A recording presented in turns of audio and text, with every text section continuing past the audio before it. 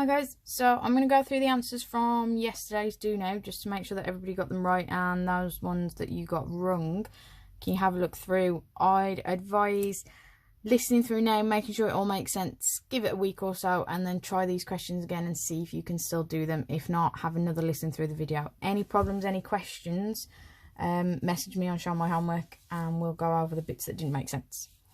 So I did blow this up a little bit too big, so I will try and keep it all on the screen, but the likelihood is I'm not going to manage that. But you've got the graph y equals f of x, and it's giving you the coordinates of the two turning points or the two stationary points, whichever way they've labelled it.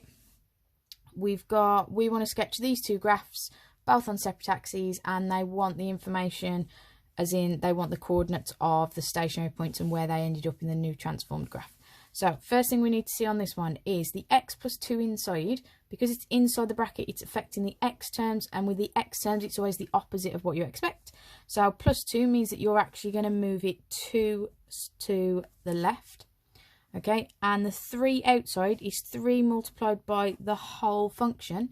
So all that's going to do is stretch it with a scale factor of 3 in the y direction. So what you can do is, if you go back to your graph, we know the x value is going to move 2 to the left, so it's going to get another 2 negative. So x value is going to become -5. On this one, if I go 2 left, my x value is going to be 0.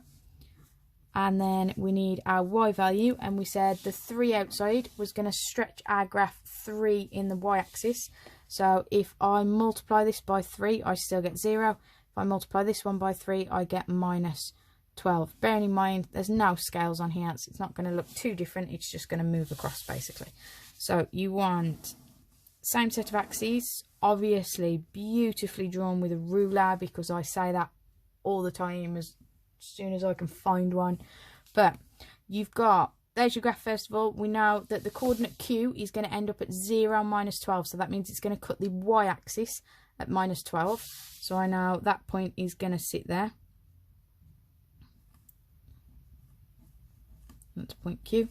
Okay, and I know point P is going to be -50, so it's going to be over here somewhere, -50 for point P. Okay, otherwise it's going to keep the exact same shape that it had before, it's just sort of stretched out a bit in the y direction.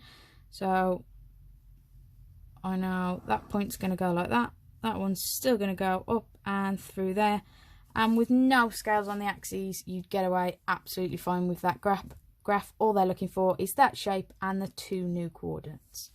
Right, if we look at the second one, now remember a modulus sign, because the modulus is around the whole function, your f of x is the same as y, same as when we describe an equation as y equals something, or we describe an equation as f of x equals something. They both mean the same thing, so it's basically the same as you putting a modulus sign there.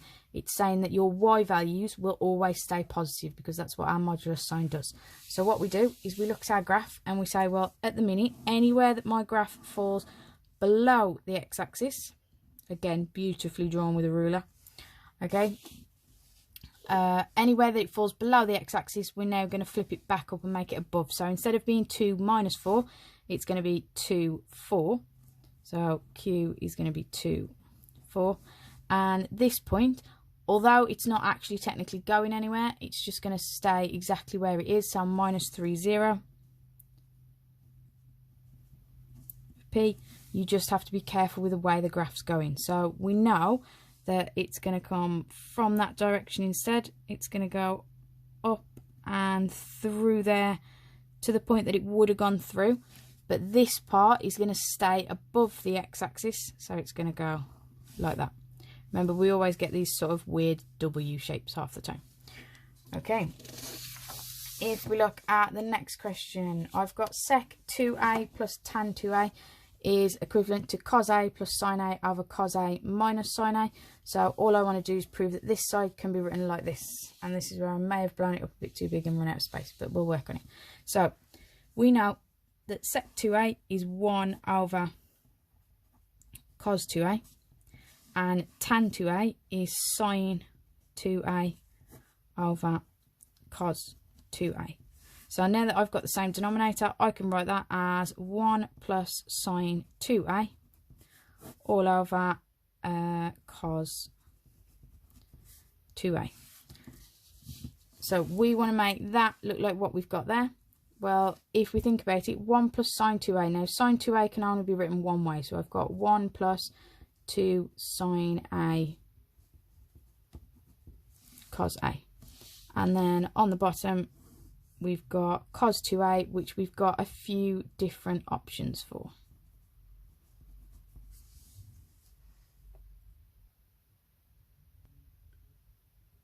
Right, sorry there guys, just got a bit interrupted. So, where was I? We got to 1 plus 2 sine a. What are we trying to make that one? Okay, right, so what we can do, it's a bit of an awkward one. Now, if you think about it, cos 2a, I'm going to write my identities on this side. Cos 2a gives us 3 options. We've got 2 cos squared a minus 1. We've got 1 minus 2 sine squared a. Or we've got cos squared a minus sine squared a. Now, this cos squared minus sine squared is a difference of 2 squares, so it's going to somewhere have a cos a minus sine a in. So I'm going to go with that one on the bottom. And then we think carefully about what we've got on the top.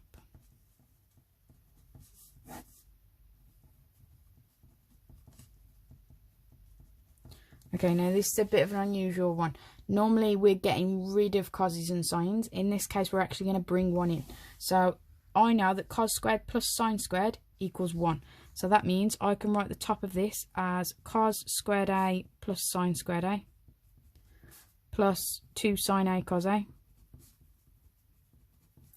And the bottom I'm going to factorise now into cos a plus sine a and cos a minus sine a. Okay, that's just the difference of 2 squares. So you've got a squared term, subtract a squared term. You do one with a plus, one with a minus. So on the top, the reason I've swapped out 1 and actually brought coses and sines in is because now I've actually got a quadratic. That quadratic on the top would be cos a plus sine a all squared. Okay, the reason for the all squared is that if I then expanded that bracket, I'd get cos squared.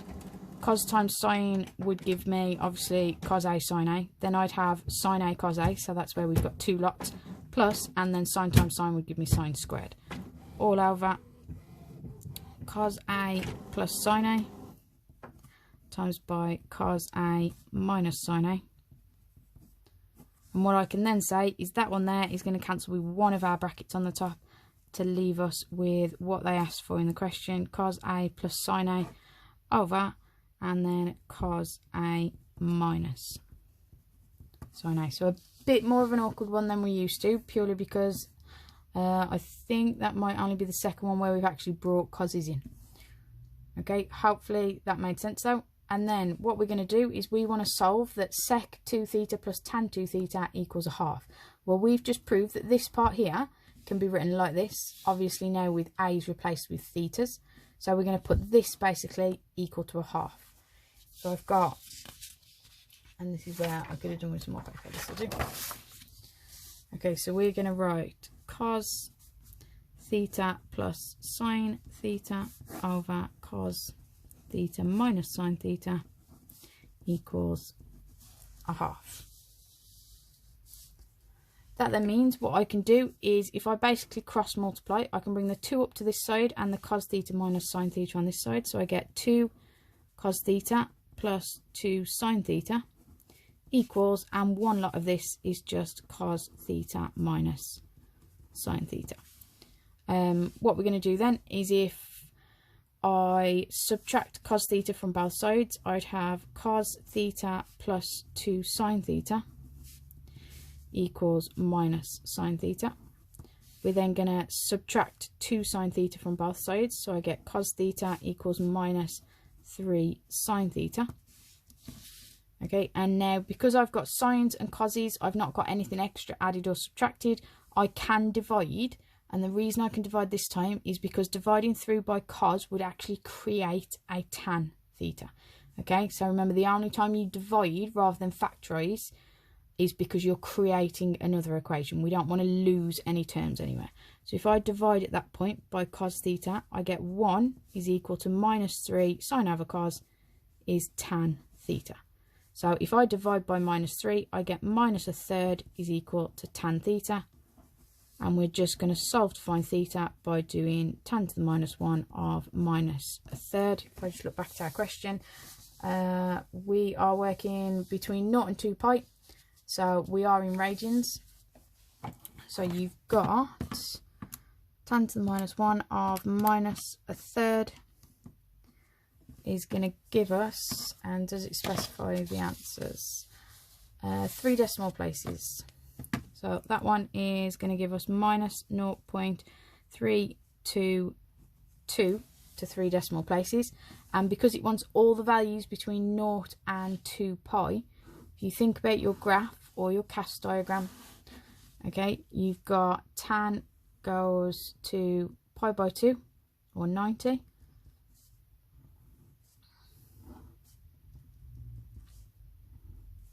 There's pi, there's 3 pi by 2, and there's 2 pi. So we want all of those results as came out as a negative, so it's actually given us that result on the calculator, which means I need 1 there and 1 there. Good thing to remember is that the tan graph just repeats every 180 degrees or every pi, so all I'm going to do is add on pi and add on pi again. So on there we're just going to put add pi.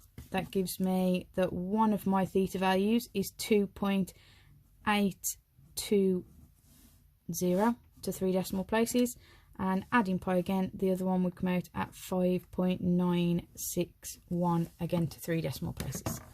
And that's it. There's my 2 results. Right, next one we've got is we're integrating x sine 3x. Now a few people today have forgotten that this is one term multiplied by another, and it's integration, so it's not product rule, that's differentiation. Okay, for integration this is a by parts question, and I would pay particular attention to this because you've got it in the work for today. So by parts questions, remember that means you're integrating something in the form u dv dx, and that is uv minus the integral of v du dx.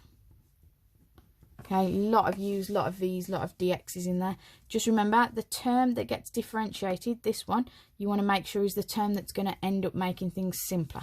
So I want the x term to be equal to u, because when I differentiate it, it becomes a constant, and constants aren't a problem to deal with. So we're going to make u equals x, that means dv by dx equals sine 3x. So differentiating x gives us 1.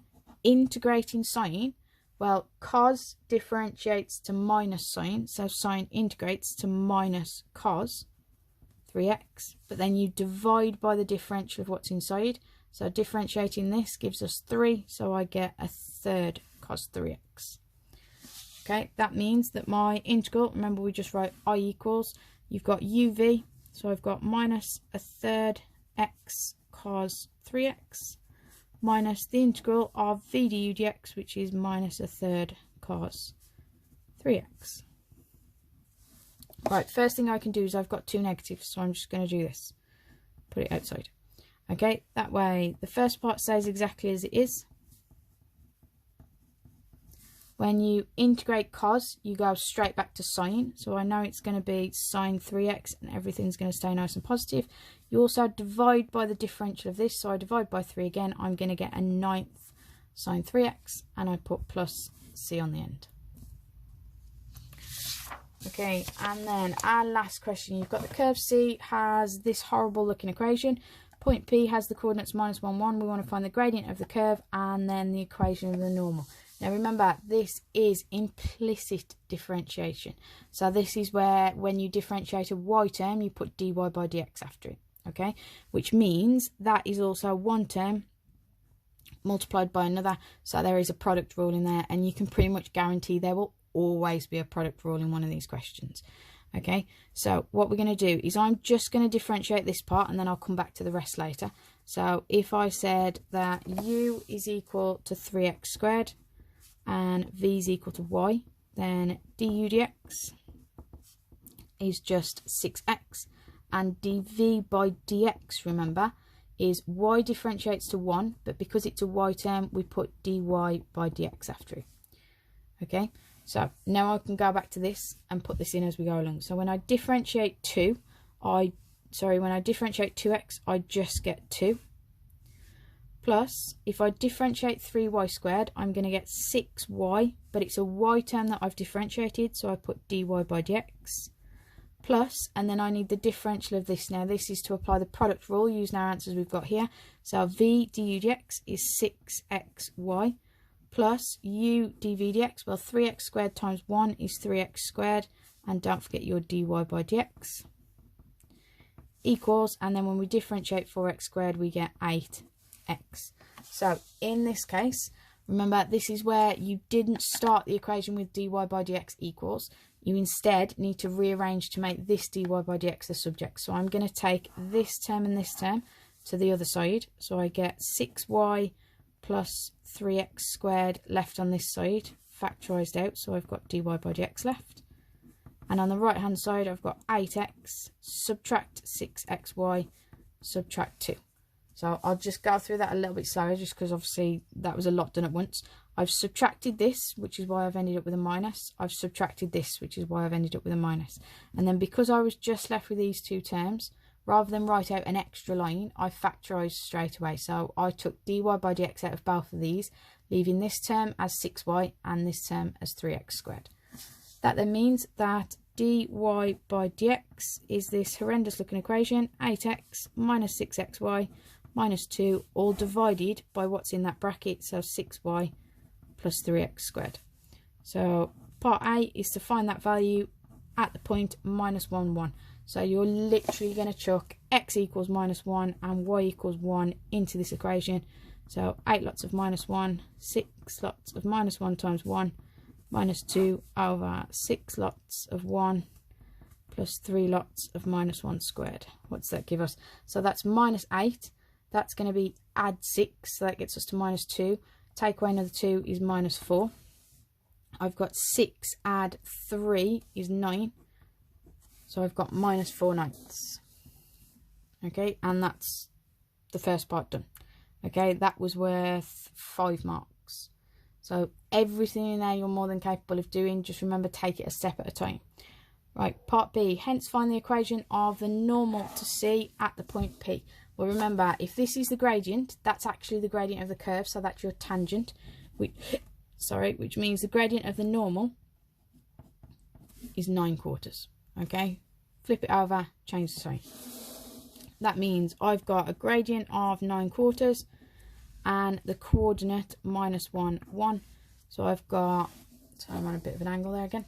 I've got y minus 1 equals 9/4 of x minus minus 1, so that's plus 1. Multiply up, I get 4y minus 4 is 9 lots of that bracket, so 9x plus 9. They want it in the form ax plus by plus c equals 0, so I'm going to subtract 4y and add 4. So I get 9x subtract 4y plus 13 equals 0. I've got my equation of the normal at the point P. Okay, hopefully all of that made sense. Remember, give this another go in a few days' time. The idea is to keep revising them, keep practicing them. We won't improve unless we're doing a lot of practice questions.